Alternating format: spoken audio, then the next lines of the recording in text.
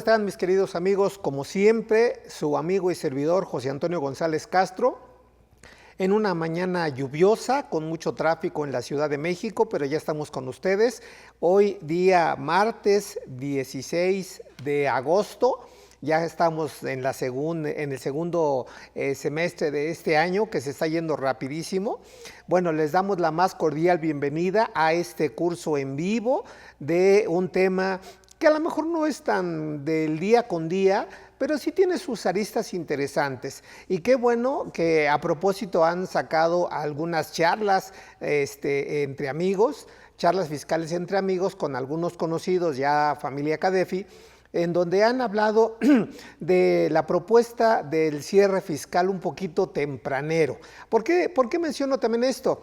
Porque parte de ese cierre fiscal, aparte de cuidar el efecto de impuesto a la renta, del efecto en la PTU, del efecto en el coeficiente de utilidad, si son personas morales del título 2, ya decíamos que Recico no aplica coeficiente de utilidad, persona moral desde luego, pues también algo importante es ver cómo salimos con un concepto llamado rendimientos, utilidades, ganancias, etcétera, en donde debo nada más ponerlos en contexto que hoy la autoridad vía resolución miscelánea establece ya como una obligación para los socios de que deben de presentar declaración anual por lo menos con la obligación de dividendos. Cuidado con este tema. Y desde luego también procurar no caer en discrepancia fiscal, porque los socios pues hacen movimientos con las empresas, hacen préstamos, hacen aportaciones de capital. De hecho, no están por saberlo, pero hoy antes de entrar a cuadro con ustedes, me manda un mensaje un contador, amigo también de casa, y me dice: a ver, contador, dime algunos comentarios de las posibles consecuencias de una aportación de capital de 20 millones de pesos. Vean, o sea, estamos hablando de cantidades, digamos, importantes, ¿de acuerdo? En donde primer elemento le decía, no hay que hacer movimientos de capital en efectivo. ¿Por qué razón? Porque de acuerdo al artículo 18 de la ley de renta, que me sugiere algunos ejemplos de ingresos acumulables, debo de presentar una declaración informativa cuando la aportación de capital sea arriba de 600,000 en efectivo, ¿de acuerdo? Para que yo le avise al SAT quién está prestando, quién está haciendo aportaciones para futuros aumentos de capital o quién está haciendo aportaciones de capital realmente. Entonces, primer requisito, no hacer aportaciones en efectivo. Segundo requisito que le decía a mi amigo es que de ser posible hacer una acta asamblea extraordinaria, y digo extraordinaria porque ustedes sabrán que la Ley General de Sociedades Mercantiles, que no es el tema desde luego, establece como supuesto particular que si yo tengo una empresa de capital variable, no es necesario protocolizar por algunos incrementos o decrementos de capital ante notario público, simplemente con que se deje asentado en un acta se cumple con el requisito. Pero finalmente, para darle un poquito de más de soporte, pues la sugerencia es hacer una acta de asamblea extraordinaria en los términos del artículo 182 de la propia ley que acabo de mencionar, ¿de acuerdo? Entonces, ahí está un segundo elemento. Tercer elemento es de que se le tiene que dar origen al dinero que se va a aportar, es decir, tiene que estar declarado, tiene que estar informado ante la autoridad fiscal, dependiendo quién lo va a aportar, para efectos de, ya decía, no caer en discrepancia fiscal. Y desde luego, en los términos del artículo 27 del Código Fiscal de la Federación, cada que se mueva el objeto social, cada que se mueva el capital social y cada que se mueva el control efectivo de las empresas, se le tiene que dar un aviso directamente al Servicio de Administración Tributaria. Entonces vean que hoy por hoy el tema de capital, el tema de socios, el tema de declaración anual, aunque no es un tema del día con día, sí es un tema importante para muchas empresas. Pero bueno, regresando, les decía, estamos transmitiendo en vivo y en directo en las instalaciones de Cadefi, en donde vamos a hablar de un tema que ya les decía, no es común, pero no es común del día con día, pero sí es importante, de la CUCA, CUFIN y decreto de dividendos. Vamos a analizarlo desde varios escenarios, teniendo como eje principal, la ley del impuesto a la renta, el reglamento en el caso que nos ocupe, Por otro lado, la Ley General de Sociedades Mercantiles, haremos algunas precisiones de acuerdo al Código de Comercio, de acuerdo, y algunas precisiones también vía resolución miscelánea. Entonces van a ser las 4 disposiciones que vamos a tocar para este tema, sin olvidar que es un tema también importante, porque también les comparto que hoy no se pierdan Fiscal en Serio con un servidor y 2 grandes amigos que van a incursionar al tema de CADEFI en Fiscal en Serio, en las charlas fiscales entre amigos, que ya los conocerán. Alguno es ya de casa porque es un asiduo asistente a los eventos, a los cursos, a las charlas, y hoy se incorpora como un panelista en este Fiscal en Serio, y vamos a hablar de normas de información financiera bajo el tema de lo que es deducción de inversiones. Entonces no se lo pierdan, ¿de acuerdo? Y no está por demás decirlo que mañana hacemos el cierre de lo que es el máster en impuestos, básicamente en materia de personas morales, título 2 de la Ley del Impuesto sobre la Renta. Así es que estamos trabajando para ti, en donde también comento de que no pierdan de vista que el día 8 de septiembre, que ya está a la vuelta de la esquina, se publica la propuesta de paquete económico versión 2023, donde seguramente va a haber algunas reformas al código, algunas reformas a la ley de ingresos de la federación, algunas precisiones en renta, en IVA no creo que lo toquen, pero bueno, probablemente hay algunas precisiones, y pues vamos a leer, vamos a estudiar lo que nos depara para el año 2023. Así es que las cosas están calientitas, porque hay mucho que trabajar, sin olvidar que la contabilidad tiene que hacerse al día con día, y desde luego seguir presentando las declaraciones, por ejemplo, en materia de IVA, la DIOT, que sigue vigente para personas morales, título 2, y desde luego la contabilidad electrónica, básicamente para todas las personas morales, también del título 2, ¿de acuerdo? Bueno, dicho esto, les doy la más cordial bienvenida a este evento, su amigo, contador público y máster en Derecho Fiscal, José Antonio González Castro, que como ustedes saben, para mí es un placer estar y disfrutar con todos y cada uno de ustedes, ya sea que lo disfruten en su casa, en su oficina, en la empresa, en su taller, en la escuela, ¿por qué no? Porque yo he visto que algunas veces me han invitado a algunas clases, algunas intervenciones en algunas escuelas, en algunas facultades, y vemos que están viendo algunas charlas o algunos cursos de CADEFI, e inclusive me ha tocado con grata experiencia de que también voy a algunas empresas y antes de recibirnos están viendo alguna charla, algún curso, y bueno, es muy grato, de acuerdo, que nos reciban en su casa, en su pantalla, en su computadora, y la idea, como siempre lo he dicho, es disfrutar y aprender o confirmar lo que hoy ya debiéramos de saber. Entonces, sin mayor preámbulo, señores, vamos a comenzar a este tema. CUCA, CUFIN y decreto de dividendos, que ya aparece en pantalla, y desde luego ya saben la mecánica, disfruten el evento, acérquense un cafecito como yo lo estoy disfrutando, por lo tanto, salud. Y vamos también a dar un espacio para ir atendiendo a todas y cada una de sus preguntas. Entonces, mis amigos, la idea es, como dicen, arrancamos, como se dice en la jerga automovilística, arrancamos, comenzamos, y la idea es llegar a un buen fin, a un buen término, para que realmente sea grato y sea recompensado este esfuerzo, este tiempo que dedicamos ustedes y un servidor a este tipo de capacitaciones. Pero bueno, pues aquí les comparto el tema, ya lo menciono. CUCA, cuenta de capital de aportación; CUFIN, cuenta de utilidad fiscal neta; y decreto de dividendos, ¿de acuerdo?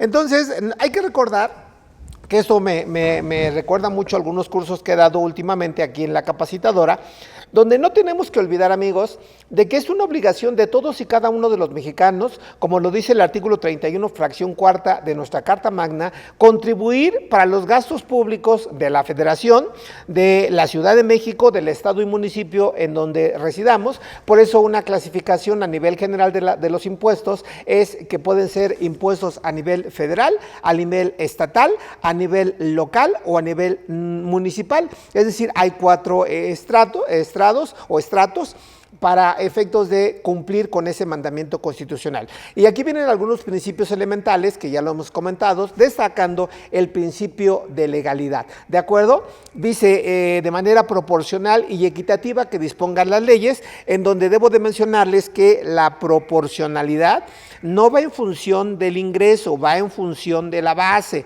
¿De acuerdo? Que por cierto, es uno de los elementos de las contribuciones, la base, para que no pierdan de vista esto, porque muchas veces decimos de manera coloquial, quien más tiene o quien más gana es el que más debe de pagar impuestos. No, jóvenes. Porque no olviden que hay algunos derechos, algunas canonjías, algunas exenciones, algunos estímulos que yo puedo con esos conceptos disminuir la base, ¿de acuerdo? Entonces, aunque yo tenga muchos ingresos, si tengo derecho a estímulos, a beneficios, a deducciones, ¿de acuerdo? A pérdidas fiscales, pues mi base va a ser más chiquita. Entonces, la idea es que voy a pagar de manera proporcional, insisto, atendiendo a la base fiscal. Entonces, ahí está el mandamiento constitucional.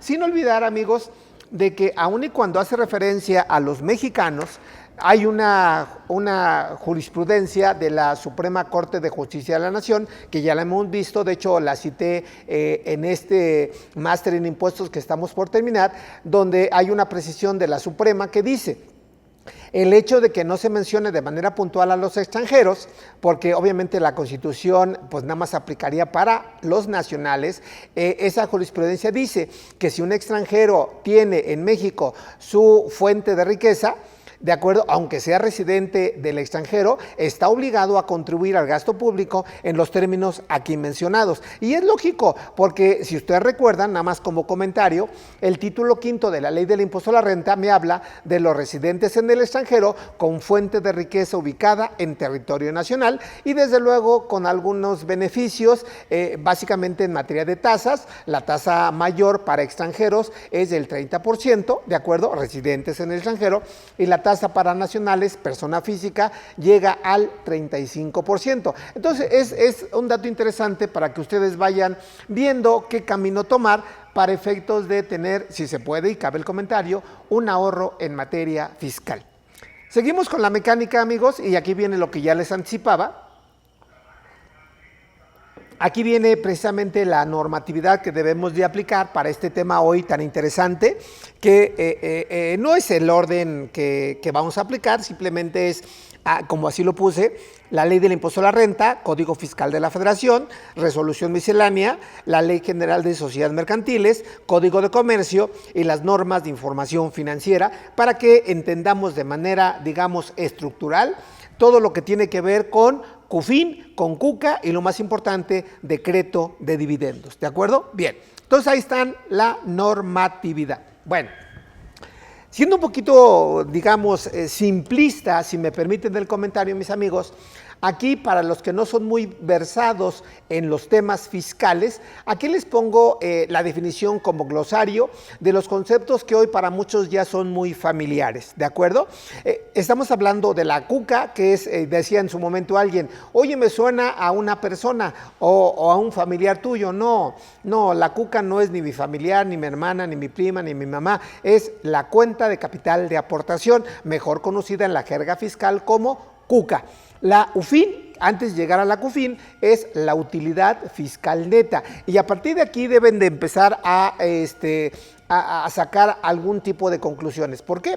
Porque hay un procedimiento exprofeso para determinar la UFIN, pero de acuerdo a ese proceso, ese procedimiento, los conceptos que así se restan, pues pueden dar como resultado una UFIN en negativo y tiene un tratamiento particular, ¿de acuerdo? Entonces, UFIN, utilidad fiscal neta.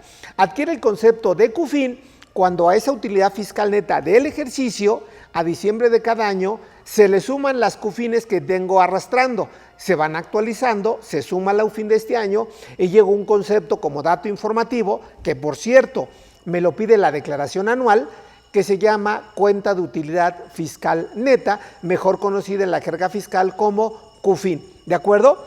Por otro lado, hay conceptos que aplicaron en el año 1999, 2000 y 2001, donde se permitía por mecánica de ley diferir del 3 al 5% de impuesto, que en su momento se llamaba UFIRE, utilidad fiscal reinvertida, UFINRE, utilidad fiscal neta reinvertida, y CUFINRE, cuenta de utilidad fiscal neta reinvertida. Ahora, si ustedes no tienen esas partidas, si ustedes no difirieron el impuesto, pues seguramente no van a aplicar estos conceptos. Sin embargo, hoy por hoy la autoridad lo sigue tomando en cuenta. ¿Por qué razón? Porque la mecánica del decreto de dividendos me dice que cuando tú diferiste el 3 o el 5% de impuesto, lo primero que vas a pagar es el impuesto que diferiste. Que por cierto, aprovechando el comercial, aunque no es el tema. Yo, por ejemplo, tengo la fortuna, el gusto de trabajar con muchos sectores económicos, y uno de ellos es el sector restaurantero, que no están por saberlo, pero me encanta comer. Hoy por hoy, por ejemplo, ya degustamos en Puebla los chiles en nogada que están de rechupete. No es que se los quiera antojar, pero están riquísimos. ¿Por qué menciono esto? Porque al llevar un restaurante, un tema importante, sensible, es el tema de la basura. Se sorprenderían que dependiendo obviamente el volumen de desperdicios, pues se le tiene que dar una gratificación al camión de la basura. Entonces la pregunta es, que por el monto finalmente pues es un número, ¿no? De acuerdo, yo les decía a algunos, los números son crudos, son fríos, pero al final de cuentas son números. Dale 100 pesos por día. De acuerdo, por mínimo que sea, multiplica a la semana, porque abrimos diario, son 700 pesos. Multiplícala por 4, para sacarlo al mes son 2,800. Ahora, multiplícalo por 12, pues ya es una cantidad interesante, dando 100 pesitos como dádiva, como gratificación en el tema de la basura. Hay personas que dan 200 o 300, entonces eso se multiplica y es una cantidad por demás interesantísima. Pero saco el comentario porque hay que estar en todo, ¿verdad? Hay que estar en todo, inclusive en misa. Es importante el comentario porque la pregunta sería, oye, esos 20 y tantos mil pesos que yo estoy sacando de la empresa vía a lo mejor reembolso de caja chica, ¿lo hago deducible o no? Ojalá alguno de ustedes me dé su punto de vista y agradeceré mucho cuando me pregunten. 2 requisitos básicamente, bueno, 3 si me permiten, hay que ser generosos. Primer requisito, nada más su nombre de pila, ¿de acuerdo? Segundo requisito, díganos de dónde nos están sintonizando, de dónde nos están escuchando, y algo bien importante, porque luego son tesis sus preguntas, preguntas sobre situaciones reales y concretas.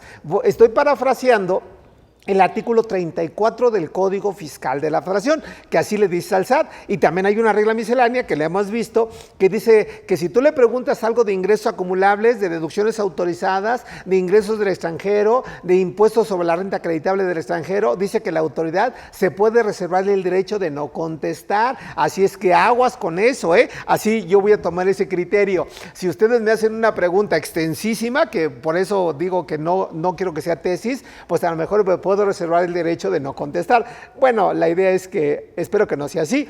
Y bueno, también aprovechando, les recuerdo que este jueves, si no mal recuerdo, los invitamos, aunque no voy a tener la dicha de estar con ustedes, a un evento presencial que es atención de preguntas frecuentes, de acuerdo, por muchos expertos en la materia. Por citarlo, va a estar el maestro Octavio, le mando saludos, el maestro Juan Carlos, le mando saludos, el maestro Eduardo, le mando saludos, la maestra Karina, le mando saludos, y eso, si me permite, con el respeto que me merece, la maestra Tere, que no tengo el gusto de conocerlas, y entre muchos otros, ¿de acuerdo? Entonces, no se lo pierdan, que va a estar de rechupete, hablando de comida. Pero bueno, para no salirme del tema, porque hoy vengo muy motivado, no sé por qué, a lo mejor por el día, por la agüita, porque estoy con ustedes en vivo, no sé, pero me siento motivado, espero que compartan ese sentimiento. Entonces decía que la UFIRE, utilidad fiscal neta reinvertida, la UFINRE, utilidad fiscal neta reinvertida, o la CUFINRE, cuenta de utilidad fiscal neta reinvertida, son conceptos que aplicaban en el año 1999, 2000 y 2001, y siguen vigentes porque si ustedes en sus empresas difirieron parte de sus impuestos antes de decretar dividendos por parte de la CUFIN, tienen que agotar estas cuentas y en conclusión, pagar el impuesto que en su momento difirieron. Esa es un poquito la conclusión de esta lámina y me gustó porque lo llamé glosario de términos, ¿de acuerdo? Bueno, empezando en cuestiones ya un poquito más específicas y son de los elementos porque no tiene mucho que de un curso muy similar, pero siempre quiero ponerle el toque, darle algo adicional a mis amigos, a ustedes, a mis colegas, a mis contemporáneos, a mis alumnos, a todos, ¿de acuerdo? Que hoy pasé muy cerquita de la gloriosa Escatepepan, les mando besos, abrazos, apapachos a todos mis exalumnos, a los alumnos que están cursando ahorita las licenciaturas correspondientes, a mis compañeros maestros, que ayer fue cumpleaños de dos grandes colegas, ¿de acuerdo? La maestra Mari, que le mando saludos, besos y apapachos, y el maestro Mario Arturo Pacheco, a lo mejor ustedes lo ubican, grandes profesores de esta tan distinguida Escuela Superior de Comercio y Administración. Pero bueno, perdón, pero insisto, me siento motivado. Entonces, hablando de esa motivación, decía que quiero darles comentarios adicionales, vestir un poquito más mi curso. Es por eso que les comparto una lámina que no vino en el curso anterior, en donde les comparto los tipos de empresa y cuando hagamos mención a acciones, a partes sociales o a certificados de participación patrimonial, estamos en presencia de estos títulos de crédito que van a representar desde luego la participación de los socios o asociados en las diversas empresas y en consecuencia también van a representar el porcentaje de dividendos o rendimientos o utilidades que se pueden llevar. Entonces, hablando por ejemplo de empresas de capital, el concepto que la distingue, hablando de esos títulos de crédito, se conoce como acciones. El ejemplo claro, el ejemplo real, es una sociedad anónima, ¿de acuerdo? Empresa meramente de capital. Ahora, también estaría otra, la sociedad comandita por acciones. Digo, a título de ejemplo, ¿de acuerdo? Segunda, empresa de personas, que ahí, por ejemplo, hablamos ya no de acciones, sino de partes sociales. Se me ocurre, y también ya no hablaríamos de capital, sino de patrimonio. Se me ocurre, por ejemplo, tu despacho, que puede ser una sociedad civil, una sociedad de responsabilidad limitada, una sociedad en comandita simple, por poner algunos ejemplos. Y desde luego un concepto que es los certificados de participación patrimonial, que va relacionado directamente con sociedades nacionales de crédito. Entonces, de acuerdo al artículo 7 de la ley del impuesto a la renta, que por cierto me da algunos ejemplos de lo que son personas morales y me da algunos ejemplos de lo que hoy se deben de considerar como acciones. Entonces ahí tenemos tres elementos: las acciones propiamente dicho, las partes sociales y los certificados de participación patrimonial. Por lo tanto, cuando yo mencione cualquiera de estos, para no confundirlos, entiéndase que estoy hablando del mismo concepto que hoy nos ocupa: decreto de dividendos respaldados por esos títulos de crédito. Que por cierto, hablando de acciones, hablando, por ejemplo, también de la Ley General de Sociedades Mercantiles, ya mencionaremos que los títulos de crédito tienen que ser nominativos y deben de cumplir con una serie de requisitos que vamos a ver en los términos de la Ley General de Sociedades Mercantiles, por ahí del artículo 128, 129 de la propia ley, entre otros, ¿de acuerdo? Siguiendo con esto, amigos, hablando de acciones, que también me pareció un tema muy interesante que en su momento abordó la maestra Susana Mireles, si no me equivoco, en cursos anteriores, donde hablaba precisamente de enajenación de acciones, que se los recomiendo que lo vean, ahí aparece en YouTube. Aquí la maestra Susana, y desde luego en atención a la Ley General de Sociedades Mercantiles, ahí les pongo el fundamento, pues vienen algunas clasificaciones de acciones. Y todo esto va encaminado para ver hasta el alcance del importe que yo puedo decretar por dividendos. Ojo con esto, vean. De entrada tenemos las acciones especiales o conocidas como acciones preferentes, que esto se desprende del artículo 113 de la Ley General de Sociedades Mercantiles, que de entrada yo les diría que aparte del dividendo, de acuerdo al porcentaje de tenencia accionaria, tienen derecho a un dividendo especial. Ojo con esto, ¿eh? Entonces es donde alguien me podría preguntar, oye Toño, si yo tengo un 10% de dividendos, ¿puedo tener la posibilidad de que me den una cantidad adicional? La respuesta es sí, siempre y cuando yo sea poseedor de una acción especial, ¿de acuerdo? Que una de las características de acciones especiales es que puedo tener voz, pero no voto, ¿de acuerdo? Entonces, ojo con esto. Segundo punto es acciones ordinarias o acciones comunes. Básicamente todas las acciones que en la jerga, jurídica conocemos.